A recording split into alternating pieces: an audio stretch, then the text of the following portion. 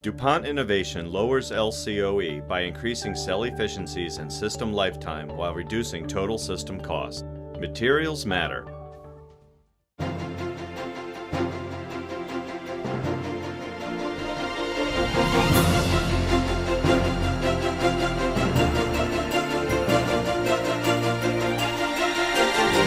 Hello and welcome to the PV Tech Newscast. This week we're coming to you live from Solar Energy UK, Britain's largest solar trade show and conference. With much of the PV market in Europe in decline due to reduced incentives, the UK remains the key bright spot, with a stable regulatory system and ambitions for 20 gigawatts of installations by 2020. Senior analyst with NPD Solarbuzz, Finlay Colville, spoke exclusively to PV Tech at the show about the growth opportunities in the UK market over the next few years, especially the large-scale sector, which proved to be a main focus of the show. The UK's growth phase has come at the same time that a number of the other European countries have either gone through a boom and bust phase or they've gone into a controlled, managed, lower annual PV installation rate. So it's a combination of the time that the UK market started to grow and also other factors in mainland Europe. And when you put the two of them together, it looks as though the UK is the hot market in Europe. The ground mount really could be anywhere from 1 gigawatt to 2 gigawatts for next calendar year.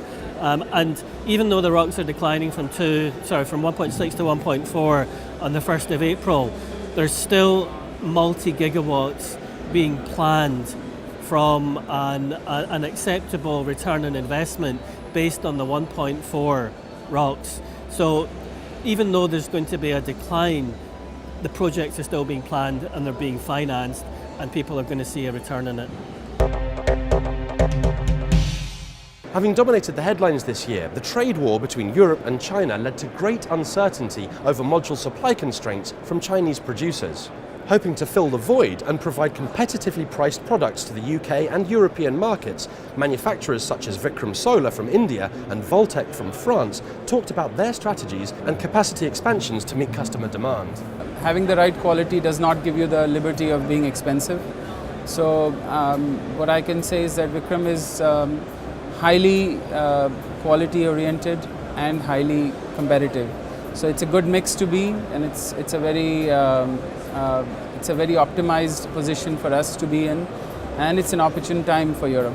We have never shied away from investing in infrastructure. In the last 6 years, we have doubled our capacities every year. Literally every year we have doubled capacities. We're currently at 150 megawatt. And in the next 6 months, we are adding another 350 to make it a half a gigawatt infrastructure. Having said that, what I would like to encourage our European clients and investors is to come forward and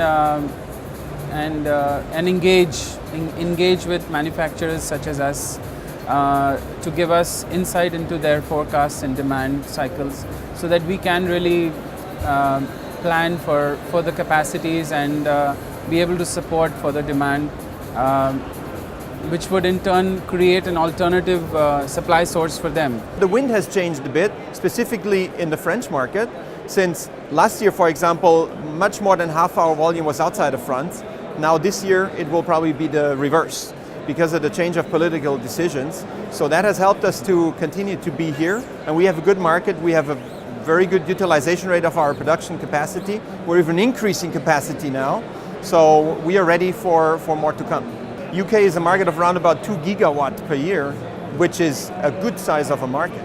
If you look at Europe, Germany used to be the biggest market, I guess, in Europe, even in the world, as an individual market with more than 7 gigawatt 3 years in a row. Then UK with 2 gigawatt is still a good size compared to that. Germany is on the decline. I think UK is quite stable. And if you look at our production capacity, 2 gigawatt is more than enough. If we can get a good share together with our partners in the UK, then this is a good market for the long term for us. We're not a gigawatt player, so we don't need 100 megawatt projects to have a good utilization of our production. But these projects that we are about to sign for the French market at the moment for big volumes, but then also distribution contracts outside of France, they are helping us to increase capacity even further. In January already it's decided to add another laminator step to our production line. At that point, this line will be, let's say, maxed out to what it can do. And then already we have offers for further production line.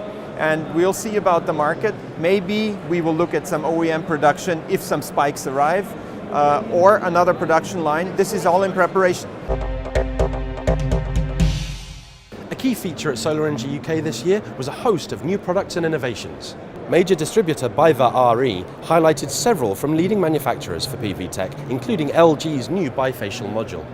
LG are blazing a bit of a trail in not necessarily expanding their manufacturing plants. They're spending their money on research and development, and they're pushing the technology barriers. And people generally like technology. They like iPhones, they like technology in their homes, and I truly believe that they're going to want the best technology that they can afford on their roofs as well. The beauty of the product itself is the depth of warranty, the depth of research and knowledge that goes into the product, and that then transposes into the brand and what the installers are able to talk about when they're sitting in somebody's lounge and enthusing about a product, rather than talking about price and working backwards. And finally, celebrating at a packed gala evening event, Solar Energy UK was host to the Solar Power Portal Awards, the first of its kind for the UK PV market. The awards show was intended to promote best practices and acknowledge the people contributing to the success of solar energy in the UK. Full coverage of the awards ceremony and all the winning entries are available at PV Tech's sister site, solarpowerportal.co.uk. And that's it for this week's newscast. Join us again next Friday, and in the meantime you can keep up to date with all the very latest PV news via our website and our Twitter feed.